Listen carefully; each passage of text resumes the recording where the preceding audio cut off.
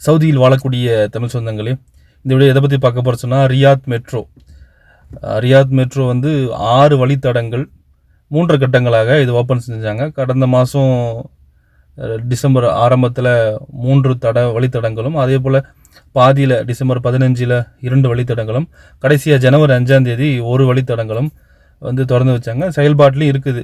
இது உலகத்திலேயே பெரிய நெட்வொர்க் என்று கூறப்படுகிறது. கடைசியாக இந்த ஆரஞ்சு லைன் தான் இப்போ ஓப்பன் பண்ணியிருக்காங்க. இதில் நாம் வந்து எங்கே நிற்கிறோன்னு சொன்னாக்கா தோஹ், இந்த ஆரஞ்சு லைனில் 3வது ஸ்டேஷனில் இருக்கக்கூடிய தோஹ்ன்ற ஸ்டேஷனை தான் நம்ம நிற்கிறோம். நம்ம இந்த ஸ்டேஷன் வந்து கடைசி நசீம் வரைக்கும் போகலாம். இந்த ஸ்டேஷனில் ஏறுன்னு சொன்னால் கடைசியாக நசீம் ஸ்டேஷன் வரைக்கும் நமக்கு போக முடியும். இந்த 6 வழித்தடங்களிலே இந்த ஆரஞ்சு லைன் தான் கிட்டத்தட்ட 41 கிலோமீட்டருக்கு இந்த வழித்தடம் அமைக்கப்பட்டுள்ளது. மற்ற 5 இதை விட எல்லாமே கம்மி தான், 38 அந்த மாதிரி இதை விட கம்மியான கிலோமீட்டர் தான் இருக்கும். இந்த ஒரு ஸ்டேஷன் தான் 41 கிலோமீட்டருக்கு இருக்குது. கிட்டத்தட்ட 22 ஸ்டேஷன் இருக்குது. ஆனால் செயல்பாட்டுக்கு இப்போ வந்திருக்குது ஒரு 5 ஸ்டேஷன் மட்டும்தான் செயல்பாட்டுக்கு வந்திருக்கு. மற்றபடி படிப்படியாக அந்த செயல்பாட்டுக்கு வந்துடும்.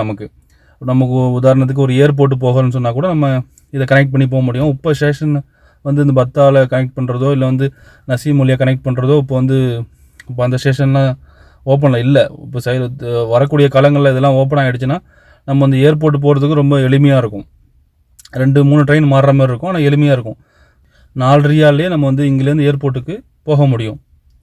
அதே போல் இந்த ஸ்டேஷனை சுற்றி பார்த்துன்னு சொன்னால் எக்ஸிட் 27, எக்ஸிட் 28, 29, அதே போல் எக்ஸிட் 30, 31 இந்த ஸ்டேஷன்லாம் இதை சுற்றி உள்ளவங்களாம் இதை பயன்படுத்த முடியும். அதே போல் கார் வச்சுருக்கவங்களும் இங்கே பார்க்கிங் பார்த்துன்னு சொன்னால் நிறையா இருக்குது.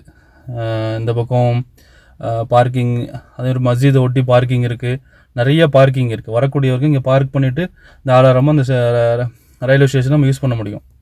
அதே போல் இங்கே வந்து நம்ம ஸ்டேஷனை விட்டு வெளியே வந்தோன்னு சொன்னால் டென்ட்டு போட்டிருக்காங்க.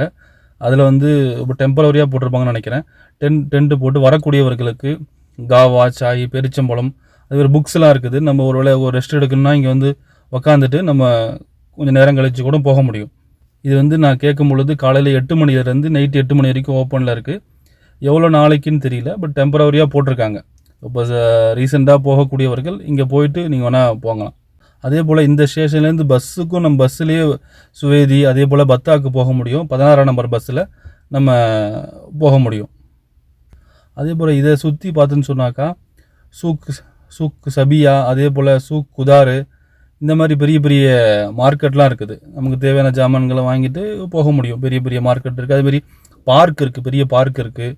இந்த பகுதியில் இருக்கக்கூடிய மக்களுக்கு ரொம்ப யூஸ்ஃபுல்லான ஒரு மெட்ரோ ஸ்டேஷன் தான் இது. இந்த ஸ்டேஷன் வந்து ஜித்தா இதுலேருந்து துவங்கி, ஜித்தா ரோட்லேருந்து துவங்கி துவைக்கு, அடுத்தது வந்து அத்தோஹு அப்படியே போகுது.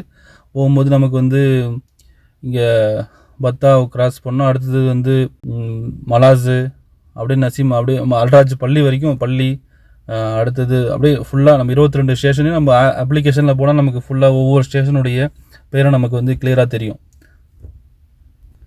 இதனுடைய அனைத்து ஸ்டேஷன்களும் செயல்பாட்டுக்கு வரும்போது மக்களுக்கு ஒரு நல்ல பிரயோஜனமாக ஒரு பயங்கர யூஸ்ஃபுல்லாக இருக்கும் இது.